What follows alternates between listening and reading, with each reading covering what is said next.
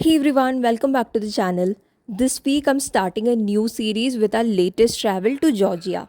We've just reached Tbilisi, the vibrant capital city of Georgia. We're proceeding to our Airbnb now as it's almost 12 a.m. and will hit the ground running from tomorrow. We are a group of 7 friends traveling and we wanted to explore the country on our own, so we decided to rent a car. We rented a Mercedes Vito and it costed us $1,200 for 7 days, including the driver. Drop a comment if you would like contact details for this driver. First things first, good morning from Tbilisi and let's try some Georgian breakfast. They say breakfast here is a bit of a feast, so let's go and find some delicious food. Our Airbnb in Tbilisi is very well located right in the middle of the city, so we got a great deal. We'll be staying here for the next 2 days. Whenever we're traveling to a new place, we always try to explore their authentic and traditional dishes. So we decided to have a Georgian breakfast and proceeded to the nearby restaurant Hinkali Factory. This was a very cozy restaurant, and first up, we ordered probably the most popular dish in Georgia, kachapuri. When translated, kachapuri means cheesy bread, and these two words sum it all up. It is a flat bread made of leavened dough filled with cheese. It seems like almost every Georgian region has its local variant of kachapuri. The one described here is acharuli kachapuri, which resembles a boat with an egg yolk. A cube of butter and a lot of cheese will be floating inside, so it is a solid calorie bomb. We also tried another version of kachapuri and also ordered some Caesar salad along with a dish which I don't remember the name, but it again was a flatbread with cheese and topped with some egg and ham. All in all, with all the cheese, it was a very heavy meal for the 7 of us. After breakfast, we proceeded to our first destination, the Freedom Square. Freedom Square is one of the most significant and central landmarks in Tbilisi. The square's original layout was established during the 19th century under the Russian Empire when Tbilisi was still part of the Russian imperial administration. The square has been a key gathering place and was the site of significant political and social movements leading up to the fall of Soviet Union. The tragic events of April 9, 1989, when Soviet troops attacked peaceful protesters in Tbilisi, left many Georgians dead or injured. This event became a symbol of resistance to Soviet rule and led to the eventual independence of Georgia.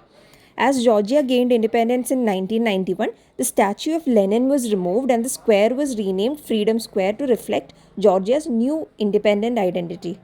The central monument in the square is a column topped by a statue of Saint George, a patron saint of Georgia, slaying a dragon which was erected in 2006. Next up, we are going boating along the Kura River. This river cuts through the heart of Tbilisi and is a perfect way to see both the old and new parts of the city from a totally different perspective. There will be several boat operators here, mostly private. You can either opt for a group tour and go along with other strangers who are traveling, or if you are a group yourself, you can hire a private boat and take the tour.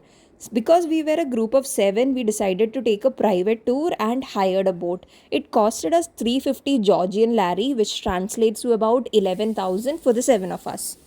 The boat tour includes a 30-minute ride through the Kura River exploring old and new Tbilisi, and you also get unlimited wine and chacha.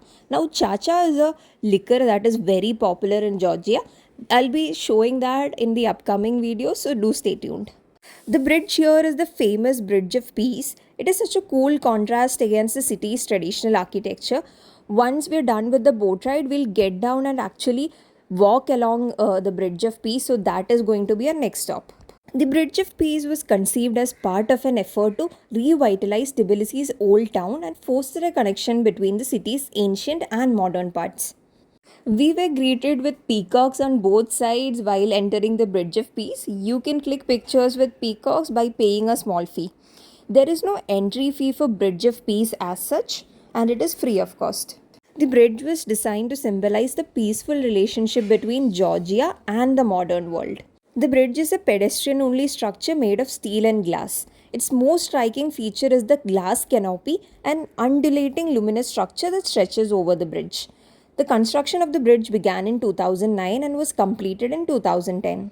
The bridge is illuminated at night time using LED lights, so do drop by if you get a chance. After Bridge of Peace, it was time to check out the Holy Trinity Cathedral, also known as Sameba. This cathedral is massive and absolutely stunning. It is the largest in Georgia, and the views from here are again incredible.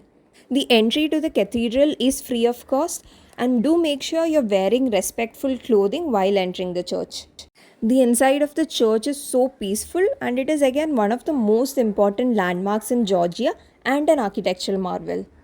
Holy Trinity Cathedral is the main center of religious life in Georgia. It is the seat of the Patriarch of the Georgian Orthodox Church and serves as the principal church for the nation's most prominent religious ceremonies, including major feasts and national celebrations. Our next stop was the Chronicles of Georgia. This is a monumental fresco and sculpture located on the Juari Hill near Tbilisi. The complex depicts the history of Georgia from ancient times to the 20th century with a series of towering stone columns adorned with detailed reliefs illustrating significant moments in Georgian history, culture, and religion. The central theme of the complex is the rise of Christianity in Georgia, with scenes featuring key historical figures such as Saint Nino and the kings of Georgia. It is an impressive modern landmark combining elements of Georgian national identity with monumental art. After visiting Chronicles of Georgia on the way for lunch, we did see some snow and ice hanging from trees. Little did we know this is a warning to the impending snow we are going to see in the upcoming days. After lunch, it soon got dark, and because we were visiting in winters, this is normal.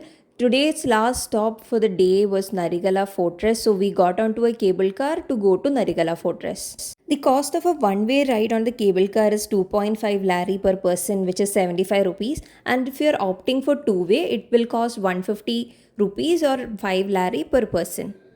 The cable car is open from 11 am till 12 am. We wanted to see the night view of Tbilisi city, so we opted to take the cable car towards night. You can also walk up and down the castle. It's not that difficult. There are many people who do that because we did not have enough time and we wanted to experience the cable car. We went ahead with cable car experience. Narikala is an ancient fortress overlooking Tbilisi, the capital of Georgia, and the Kura River. The fortress consists of two walled sections on a steep hill between the sulfur baths and the botanical gardens of Tbilisi. On the lower court, there is recently restored St. Nicholas Church. Newly built in 1996-97, this fortress replaces the original 13th century church that was destroyed in a fire. The fortress is located at an elevation of 383 meters from the ground level, thus giving a panoramic view of the city from top. Here you can also see the Mother of Georgia statue. She symbolizes the Georgian national character.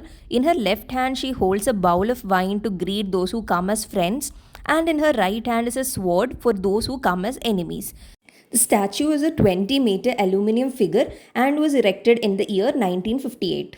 We visited in December 2024 and unfortunately the fortress was closed for restoration. We don't know the opening date yet, nothing was communicated there. After panoramic views of the city, we walked alongside the fortress. There were a lot of shops with a lot of souvenirs. So we took a look. We did not buy because we felt all of these were overpriced and then took our cable car back to the city. For day 2 activities in Tbilisi, we had booked a sulfur bath. So some of us haven't carried our swimsuit. So we went to this mall called Galleria Tbilisi to do some shopping. There are also food courts here if you want to grab a bite. After shopping and grabbing a bite, we again went to one of the supermarkets. We had to grab some snacks for our travel, and our Airbnb also had microwave, fridge and other facilities. So we thought we'll get some packed food and we'll warm them up in the morning and have it. We also wanted to buy some water. So we picked everything that we wanted to for our travel and for our days in Airbnb. A lot of markets here are open 24/7, so you won't have a problem finding food any time of the day, and card and cash are widely accepted here. Now, one of the best parts about markets in other countries is that they also sell alcohol, and alcohol is available 24/7. So we grabbed some alcohol, especially the Georgian special chacha, and went to our Airbnb. The streets of Tbilisi were beautifully decorated with lights everywhere for the days leading up to Christmas and New Year. So it was a visual treat just walking through these lanes. So that's a wrap on our day 1 adventures in Tbilisi. If you've enjoyed this video, do drop a like, comment, and like always, don't forget to subscribe to Mrs. Explorer for more travel content. Until then, bye.